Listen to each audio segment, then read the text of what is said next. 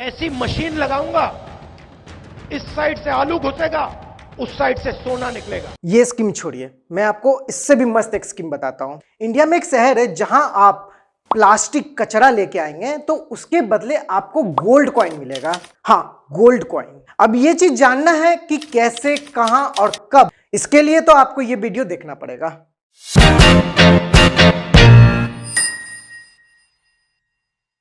नमस्कार, आदाब, सत श्री अकाल। आपका स्वागत है चौकस Bharat present weekly wrap up show में। यहां आपको मिलेगी पूरे हफ्ते भर की खबर विद सम मनोरंजन। मैं हूं आपका होस्ट अभय। आइए शुरू करते हैं पहले सेगमेंट से। आइए ना हमरा बिहार में। बढ़ते हैं इस सेगमेंट के पहले न्यूज की तरफ। आज आपको दो जिलों के दो शहरों की बातें बताऊंगा। एक जिला है नालंदा और उसका शहर है बिहार शरीफ, और दूसरा जिला है रोहतास और उसका शहर है सासाराम। अब ये दोनों शहर 30 मार्च से सुर्खियों में है। आइए जानते हैं कि ये सुर्खियों में क्यों है।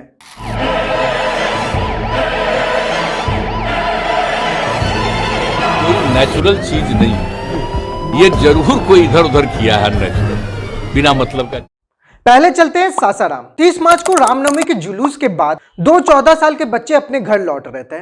अब इस घर लौटने के दौरान कुछ मुस्लिमों ने इन्हें पकड़ लिया और इन्हें पीटा। और लल्लन टॉप चैनल की रिपोर्टिंग में जब उन दोनों बच्चों के माओ से पूछा गया तो उन्होंने बताया कि उनके बच्चे काफी जख्मी थे और एक का तो हाथ भी टूट गया। अब ये इंसिडेंट के कारण सासाराम में जानते हैं कि क्या हुआ।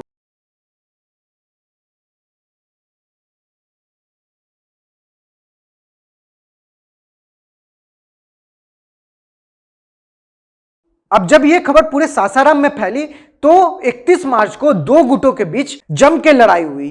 पत्थर फेंका गया, गाड़ी जला दी गई और दुकानें लूट लिए गए। इतना कुछ 30 से 31 के बीच में हो रहा था। हमारा पुलिस और हमारा प्रशासन क्या कर रहा था पता नहीं, चालान काट रहा होगा। ये काम बहुत अच्छा से कर लेता है ये लोग। अब 31 तारीख तक जब सासाराम में हालत काफी खराब हो चुका था तब एक्स्ट्रा फोर्सेस भेजे गए और वहां की इंटरनेट सेवाएं बंद कर दी गई और धारा 144 लगा दिया गया। बट अगले ही दिन 1 तारीख को एक बॉम्ब ब्लास्ट हुआ जिसमें 6 लोग जख्मी हो गए। जब इस बॉम्ब ब्लास्ट का तहकीकात किया गया तो पता चला कि ये 6 लोग जो बॉम्ब से जख्मी हुए थे वो खुद इस बॉम्ब को ले जा रहे थे, यानी कि अनलॉफुल एक्सप्लोसिव हैंडलिंग। और इस बॉम्ब के फूटने के कारण ये 6 लोग जख्मी हो गए। अब इस बॉम्ब ब्लास्ट का जब तहकीकात किया गया तो पता चला कि इसके पीछे 2 लोग थे। फिर उन 2 लोगों को गिरफ्तार भी कर लिया गया। फिलहाल 4 तारीख तक सासाराम की इंटरनेट सेवाएं बंद की गई है और हालत को कंट्रोल करने की कोशिश की जा रही है। ये तो था सासाराम की कहानी। अब चलते हैं बिहार शरीफ। अब 31 मार्च को भी बिहार शरीफ में रामनवमी का शोभा यात्रा निकला हुआ था। अब इस शोभा यात्रा के दौरान 2 गुटों में अचानक हो गई लड़ाई और जब ये लड़ाई हुई तो हमारे प्रशासन और पुलिस सो रही थी। सुना क्या? ये भी मेरी गलती है। अब ये लड़ाई जो 31 तारीख को शुरू हुई थी 1 तारीख आने तक दंगे में बदल गए थे। यहां बिहार शरीफ में तो 2 गुटों के बीच गोलीबारी भी चली और इस गोलीबारी में एक व्यक्ति का जान गया। फिर 1 तारीख के बाद से एक्स्ट्रा फोर्सेस भेजी गई, धारा 144 लगा दिया गया और इंटरनेट सेवाएं वहां की बंद कर दी गई। अब इस दंगे की आग में एक रोटी तो जरूर सिकाती है, वो है सियासी रोटी। ये जरूर कोई इधर उधर किया है नेचुरल, बिना मतलब का जान। हम वोट बैंक की राजनीति नहीं करते हैं, हमारे शासन में दंगे पता चला है और तत्काल सब लोगों को तुरंत हमने पूछना शुरू किया तो वहां भी को फिर से प्रधानमंत्री बना। जेडीयू और आरजेडी ने इल्जाम लगाया बीजेपी पर। यह दंगा बीजेपी की गुंडों ने किया है। बीजेपी सरकार ने कहा कि हमारा क्या गलती है, हमारा तो सरकार भी नहीं है। अब इन सब के दौरान हमारे होम मिनिस्टर अमित शाह नवादा आए और उन्होंने सभा में कहा कि बीजेपी को 40-40 सीटों से जिताएं और अगर बीजेपी की बहुमत की सरकार होगी तो 2025 में इन दंगाइयों को उल्टा लटका के मारेंगे। मोदी जी को पूर्ण बहुमत दीजिए, 40 में 40 सीटें और 25 में भाजपा की सरकार बनाइए।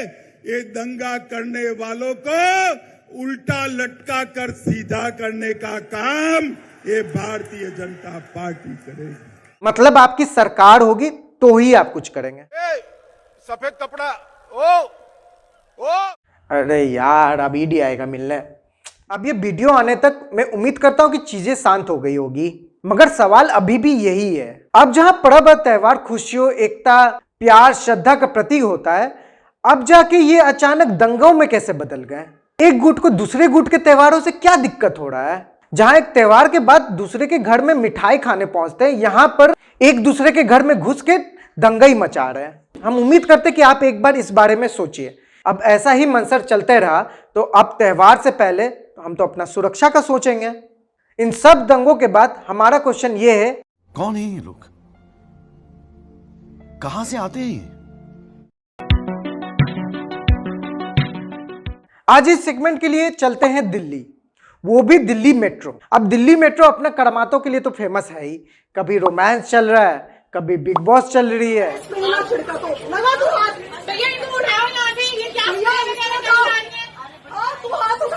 अब फिर से कुछ नया हुआ इस दिल्ली मेट्रो में। एक लड़की दिल्ली मेट्रो में उर्फी जावेद लाइट बन के घूम रही थी। हाँ, वही बिकनी और मिनी स्कर्ट में। अगर वीडियो देख लिए तो मेरे तरफ भी ध्यान दे दीजिए। Office 3.1 over sofa. हाँ, इनका नाम है रिदम चनाना और ये रातों रात फेमस हो गई दिल्ली मेट्रो में बिकनी और मिनी स्कर्ट पहन के जाते हुए। जब ये वीडियो वायरल हुआ सोशल मीडिया में, सोशल मीडिया 3 गुटों में बंट गई। एक जो इस पब्लिक प्लेस में इस पहनावे से खुश नहीं थे, एक जो इस पहनावे से खुश थे, इट्स हर चॉइस, और जो तीसरा जो था वो इस वीडियो को स्लो मो में देख रहे थे। ये कुछ कहना नहीं चाह रहे थे, बस वीडियो देख रहे थे। सुधर जाओ। फर्स्ट थिंग फर्स्ट, ये जो लड़की का वीडियो बनाया जा रहा है विदाउट हर कंसेंट, बिना उससे परमिशन लिए, ये चीज पूरी तरह से गलत है। और अगर आप ऐसा कुछ करते हैं तो आपको अंडर सेक्शन 354C के तहत 3 साल की सजा हो सकती है। नाउ ऑन द टॉपिक, 19 साल की रिदम ने इंडिया टुडे के इंटरव्यू में कहा कि वो इस तरह के कपड़े पहन के 1 महीना से दिल्ली मेट्रो में ट्रैवल कर रही है और उन्होंने इस कपड़े के लिए कोई इश्यू नहीं फेस किया। थोड़ा ईव टीजिंग तो हुई मगर उन्होंने इसे इग्नोर किया। हाँ, उन्होंने ये भी कहा कि उनके पहनावे के कारण उनकी फैमिली से अब बात नहीं होती है, अपने फैमिली मेंबर से उनकी दूरियां बन गई है। या definitely it's her choice what to wear, but एक अनसेड रूल है कि आप जब पब्लिक प्लेस में होते हो, पब्लिक स्पेस में होते हो, तो आपको एक डिसेंसी मेंटेन करना होता है, एक शालीनता मेंटेन करना होता है। शायद आप नहीं मगर कोई और तो अपने फैमिली मेंबर के साथ, मम्मी पापा भाई बहनों के साथ उस जगह पे पहुंचा होगा और इस तरह का अनुभव करने तो नहीं पहुंचा होगा। आप भले ही कंफर्टेबल हो इस क्लोथ्स में, मगर आपका कंफर्टेबलनेस के कारण किसी और को डिस्कंफर्ट हो, ये तो सही नहीं है। अब इस बात पे आपकी क्या राय है उसके लिए कमेंट सेक्शन है, वहां पर जाके आप दे सकते हैं। और जो स्लो मो में अभी भी वो वीडियो देख रहा है वो आगे का सेगमेंट भी देख ले। एक मिनट, ये न्यूज अभी खत्म नहीं हुआ है। इस न्यूज का कवरेज तो हमारे मेन स्ट्रीम मीडिया ने भी किया है। हाँ सच्ची, हमारे मेन स्ट्रीम मीडिया ने, जी न्यूज और जी हिंदुस्तान ने रिदम का इंटरव्यू लिया है। और न्यूज 18 का बात करने जाए तो उन्होंने 3 एंकर बिठाए हैं इस न्यूज को कवर करने के लिए और इस न्यूज का पब्लिक रिएक्शन तक को कवर करने के लिए। अब आते टाइम्स नाउ नव भारत पे, इनका एक शो है धरती पुत्र, और उस पे उन्होंने क्या किया, और इन सब से अलग है न्यूज नेशन। उनका अलग ही दुनिया चल रहा है, उनका अलग पैरेलल यूनिवर्स चल रहा है। ये सब क्या देखना पड़ रहा है? अच्छा है मैं अंधा हूं। इसलिए तो मैं कहता हूं न्यूज के लिए है अपना the weekly wrap up show, जहां आपको हफ्ता भर की खबर मिलेगी विद सम मनोरंजन। क्या बोलूं, इन मेन स्ट्रीम मीडिया को अलग तरीके से बढ़ाए हुए हैं।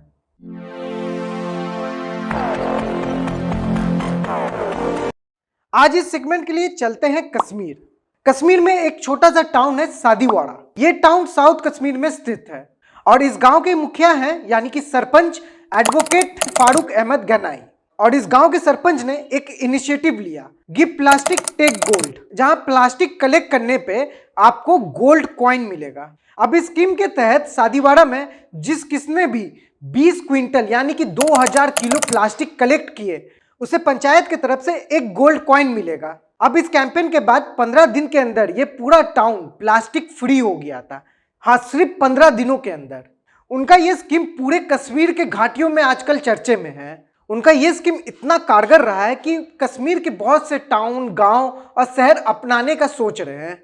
और ऐसे ही लीडर्स तो हमारे देश बदलेंगे। अब जो ये टाउन है उसका पॉपुलेशन 4000 से भी कम है, मगर इस स्कीम के कारण ये 4000 से भी कम पॉपुलेशन वाला टाउन सिर्फ 15 दिन के अंदर प्लास्टिक फ्री हो गया। तो ये सोचिए कि हमारा शहर जो लाखों करोड़ों का पॉपुलेशन है, वो बस कितने दिनों में ये पूरा का पूरा शहर साफ कर सकते हैं। और हम अपना शहर, गली, मोहल्ला या गांव कितने कम दिनों में प्लास्टिक फ्री कर सकते हैं। मेरा बस ये विनती है आप लोगों से जो ये वीडियो देख रहे हैं, ये सेगमेंट अपने वार्ड परिषद या अपने पंचायत में शेयर कीजिए और ऐसा इनिशिएटिव को इम्प्लीमेंट करने को बोलिए, क्योंकि स्वच्छ होगा भारत तभी तो बदलेगा भारत।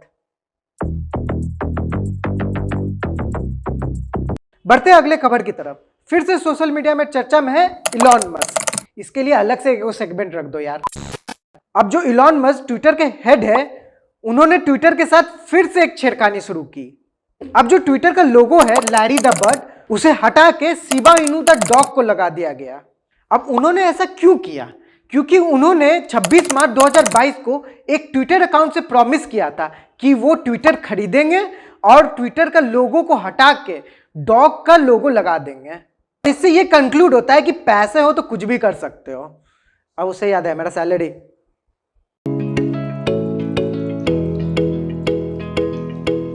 आप लोग ने कभी हडर्सफील्ड ग्रूमिंग गैंग का नाम सुना है? नहीं सुना है? आइए इस गैंग के बारे में बताते हैं। Girls were groomed, trafficked, abused, raped, and some were passed around to be sexually assaulted again and again. इस गैंग के लिए हमें चलना होगा लंदन। ये जो ग्रूमिंग गैंग है ये लंदन में स्थित था। ये 2004 से लेकर 2011 के बीच एक्टिव था और इस गैंग में करीब 20 मेंबर थे। और इस गैंग का काम क्या था जानते हैं? 11, 12, 13, 14 साल के बच्चियों को अपने तरफ लुभाना, उन्हें सिगरेट, दारू या ड्रग्स का एडिक्ट बनाना और फिर उनके साथ सेक्सुअल अब्यूज करना।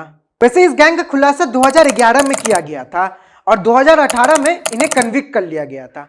अब इस 20 गैंग मेंबर में एक चीज कॉमन था, वो सब पाकिस्तान ओरिजिन मैन थे। पाकिस्तान ओरिजिन मैन मतलब कि ये सब यूके के सिटीजन है या तो सिटीजन के लिए अप्लाई कर रहे हैं, मगर ये सब पाकिस्तान से आए हुए हैं या इनका ओरिजिन पाकिस्तान ही है।